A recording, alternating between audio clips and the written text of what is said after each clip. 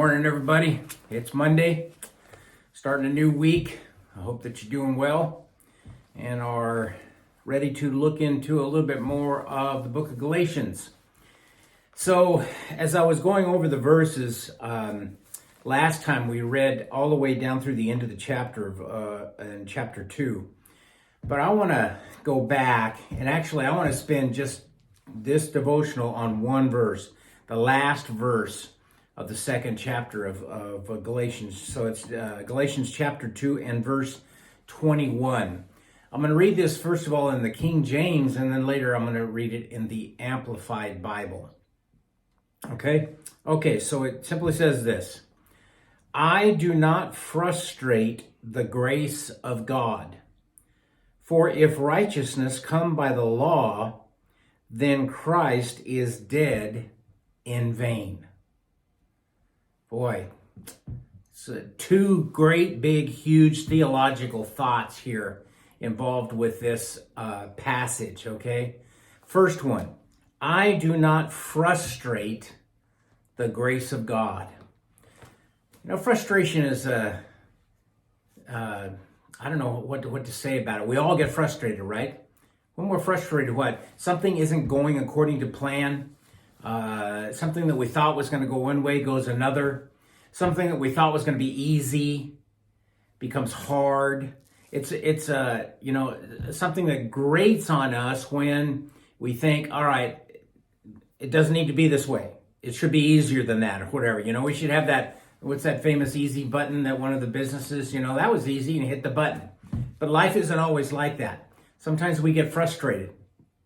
Well, I think that we frustrate God. When he says, I do not frustrate the grace of God, you're really saying we're frustrating God. And why would God get frustrated with us, with anybody, but with us? And he's talking to Christians here, okay?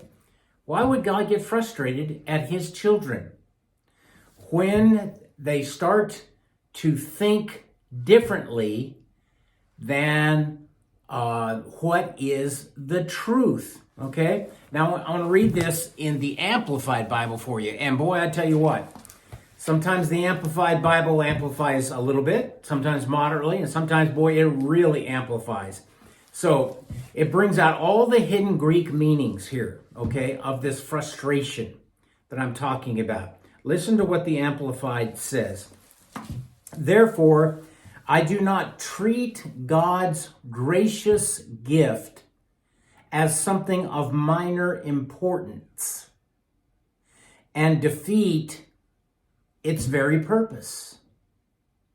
I do not set aside and invalidate and frustrate and nullify the grace, the unmerited favor of God. A lot of dimensions to this. Paul says he's not treating God's gracious gift as something of minor importance. Now, if we were to ask any of us, do you value the grace of God? Of course we would say yes. And yet we devalue that grace when we begin to believe some things. Okay? We start to do, as Paul said here, we start to treat God's gracious gift as something minor when our mind and our heart and our lives go in a certain direction. I'm going to talk about that in a second. We defeat the very purpose of the grace of God when we do this. We set aside and invalidate and frustrate and nullify God's grace when we start to think in the wrong direction. Well, what is that? I've come up with three basic ways in which we frustrate the grace of God, okay? Three ways that we frustrate the grace of God. Number one is by believing in ourselves more than believing in God. We start to get to this place, and this is a reoccurring thing that's going to continue to come back at us as we study this book, and that is we start believing, you know what? I'm not such a bad person after all. I can do pretty good things. And as I do good things, God pleases God, and that checks that box off, right? And that makes me acceptable in his eyes. Why? Because I'm doing something for him. We believe in ourselves. more than we believe in God's grace. See, God's grace says, I'm giving to you that even though I know what you should know and really do know if you're honest with yourself. And that is, you have no redeeming characteristic whatsoever in and of yourself. Now, that's a pretty harsh thing to understand. But the Bible clearly teaches that we bring nothing to God that is acceptable to Him. We have nothing to offer Him. That's before salvation and that's after salvation. There's nothing that we can bring to God that would make us, deserve our everlasting life. Nothing. And so, but we sometimes start to believe in ourselves more than believe in the grace of God. And that frustrates Him. Does He want us to go out there and be terrible, bad people? No. But He does not want us for 1 second to believe we are good enough to be acceptable in His eyes in and of ourselves. Second thing, and these tie together, by thinking we can earn the blessings and promises of God. We don't earn what God has given to us. And again, I know sometimes it's hard to kind of rectify these things.